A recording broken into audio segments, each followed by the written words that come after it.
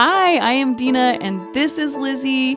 Welcome to our Empowered Midlife Reinvention and Wellness channel. We are so happy to have you here, and we have a big treat for you today.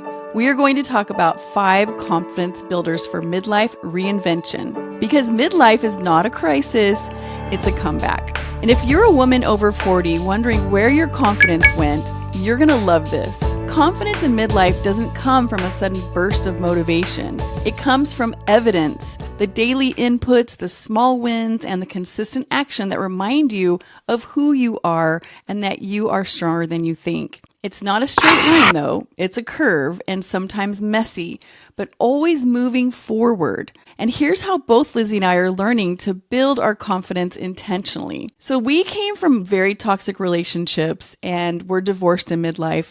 And if you've heard our story, you also know that our finances were completely wiped out. We had health issues from what we experienced. We had bankruptcy in our past and bad credit. We had so many issues that you can only imagine how much our confidence suffered. So we're going to talk about these 5 ways. And way number 1 is to reconnect with your higher self. You know those moments when you look back on a decision and you think, I'm actually proud of how I handled that. Well, that's you acting from your higher self. Then there are those other times where you react out of fear, ego, or frustration. Make a list of all those things that make you feel proud of yourself. Those are probably related to your higher self. So Lizzie, tell me about some ways that you reconnect with your higher self and ways that this makes you feel proud of yourself. I learned how to edit videos. I take the video component and I do video editing. I didn't know anything about it. For each little new trick and tip I learned and I mastered, I felt really good about myself. Love that. And just to clarify what this means, picture yourself that you have 2 parts of. One of them is the part of you that's purposeful, the part of you that does things that make you feel proud of yourself, that moves up in this world by taking challenges and trying new things and getting up and being intentional. That is connecting with your higher self. Your lower self is basically like that 2-year-old child within you. You blow off appointments, you do the things that are just immediately gratifying, put off the things that are important, and you don't feel proud of yourself when you stand inside of these types of situations. So connecting with your higher self is a very important way to build your confidence. Let me give you an example. For me, even just getting up in the morning and going to the gym, I will come home and feel so proud of myself. Now, have I lost that 30 pounds that I need to lose? No, but I made the effort. I got up. I took some steps to get where I'm going. I didn't just give in to the self-gratification and the toddler throwing a tantrum that I just need to stay in bed. Build toward that self that you want to be in the future and shrink that lower self nature, that little toddler throwing a tantrum, make that voice smaller, and you will find your way to a lot of confidence. All right, well, number 2, prioritize your physical and emotional health. Confidence thrives when you feel strong. Move in ways that bring you joy. If you do something that you hate, it will not last. So even if it's something that is not traditional, but you're just moving, that could be gardening, that could be cleaning your house, that could be remodeling a room. Pair that with emotional care, journaling, prayer, therapy, or quiet reflection. And the more consistently you care for your body and mind, the more evidence that you have that you're worth the effort. So Lizzie, what is an example that you have of prioritizing your physical and emotional health? What I do preserve is my rest, which also affects my physical health and my emotional health. And, one thing that my parents taught me when I was really young was just jot what's bothering you on your mind and put it next to your bed because it'll be there tomorrow. But yeah, so that's how I kind of do it right now at this stage of my life. And it helps. Rest is, for me, the most critical right now. Absolutely. It's vital to every single body system that we have as well. Mm-hmm. Absolutely. All right. Number 3, examine your circle of friends. Why is this an important one, Lizzie, that we examine our circle of friends in midlife to build our confidence? Well, sometimes because of our own shifts and changes, we don't have that alignment with those people anymore. Or we find that they're kind of negative. They have no desire to do anything different. And there's something internal that anytime you're with them, you feel kind of oppressed or just, I don't know, kind of drugged down. And sometimes examining our circle of friends or people that we hang out with really can kind of reboost who we are. But then again, if you're an introvert like me, sometimes that takes a little different effort to build that type of circle of new community and people. It doesn't mean that we have to X those people out of our life. It just means I just might need to put you more in a back burner so I can put me and my needs in the front burner to reinvent myself, because I think that's a huge thing with midlife. But yeah, it's always good to kind of examine our community and people that support us, and we can support them. Absolutely. And one thing that I found after getting out of a 27-year toxic marriage was I didn't realize how many people in my circle were also toxic. I had so many narcissistic friends, and the only way I realized that was to ask myself, do they give back to this relationship? Do they ask me how I'm doing? Do they want to do things for me or check up on me? If you have friends that all they want to do is talk about themselves or ask you for favors, you need to really take a look at that friendship. Mm-hmm. Does it go both ways? Are they interested in you? Are they there for you? Having friends that just drain you, or even family members that drain you, can really, really drag down your confidence and how you feel about yourself. Okay, number 4, learn or try something new.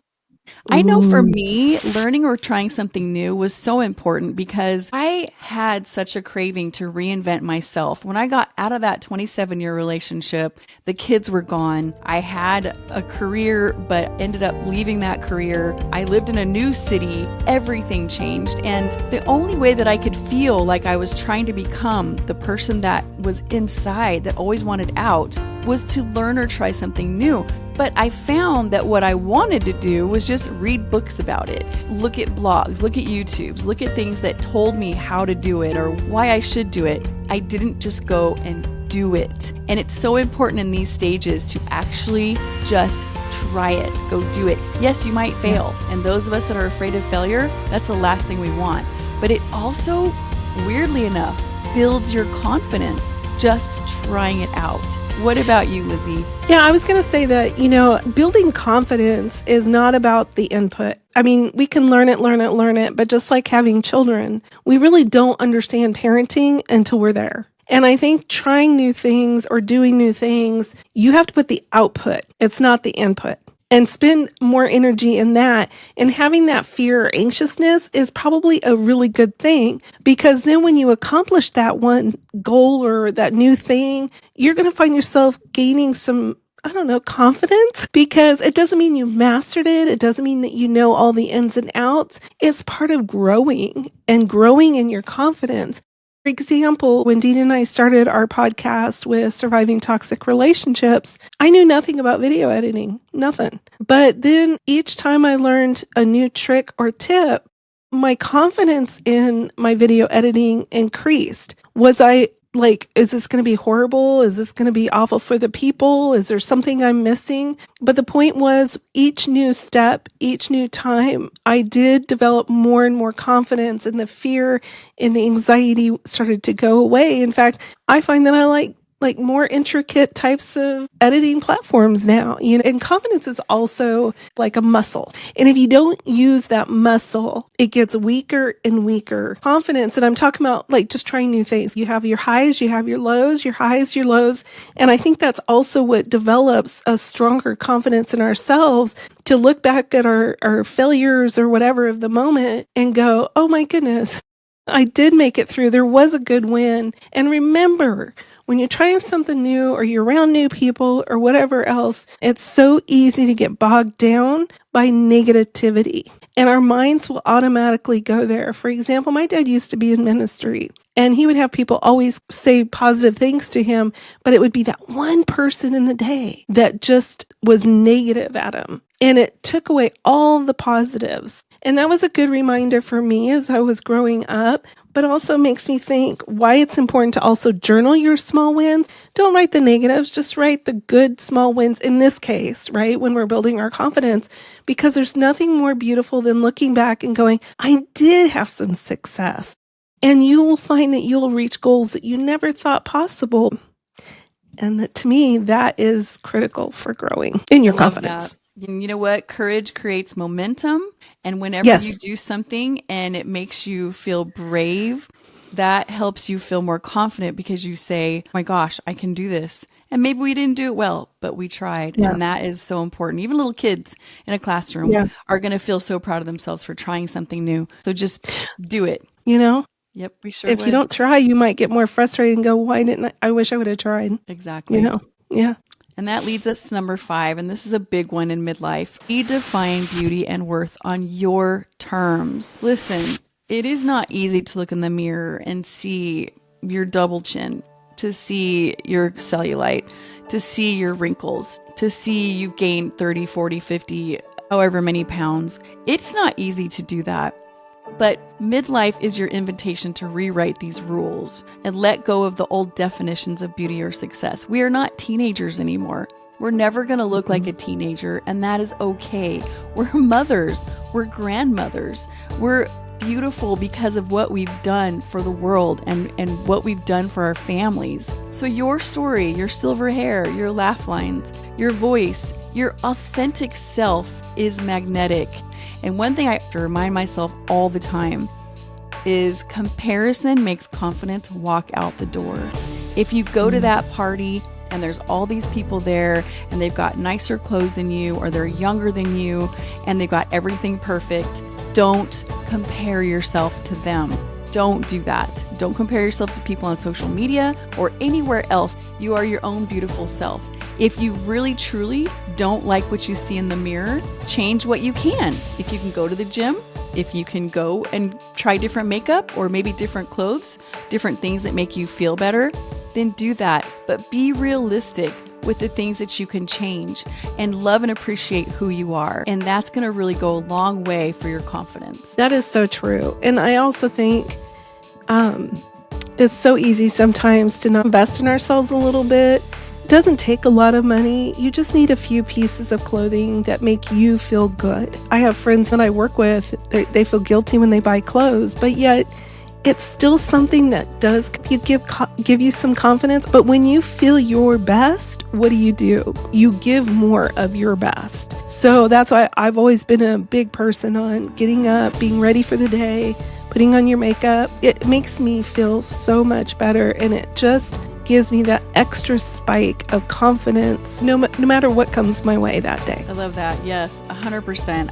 Just taking those steps for yourself and doing the best you can with what you have can make a huge difference. But again, be realistic. Do you think you're going to be 80 years old and be a beauty queen? I know a lady that actually carried around a picture of herself when she was in her 20s because she was a very, very beautiful woman and she was a dancer. And that poor woman was 80 years old, and she would go around showing people her picture because she could not stand who she was today. And what a sad thing. Do you think her grandchildren looked at her and thought she was disgusting? No, she was just grandma. She was the warm hugs. She was the laugh, the smiles, the hot pie in the oven. She was the one that made them feel safe and secure and loved. Things are so much more important, and we're not getting any younger. So we've got to redefine beauty and worth in a different way. And that's where we need to hang our hats, ladies. Well said. Yeah, I agree with that 100%. So remember, confidence isn't about feeling ready. Remember, it's the output. It's not the input. Doesn't matter how much you try to memorize or learn or research. It's about taking that one baby step, knowing that it's okay if you're scared, because scared means that you're probably stepping out of your uncomfortable zone to create a new comfortable zone. And then also documenting that evidence, like I said, through journaling is a good one. And then also remember that experience does build mastery, and then mastery of a skill will build your confidence. It's not the end, as we shared earlier. It's your data-backed, hard-earned, beautifully imperfect beginning. So if you liked what we shared today, would you please just like, subscribe, because your support will help this channel and hopefully reach more people in midlife that could benefit a community of others in the same stage that we are.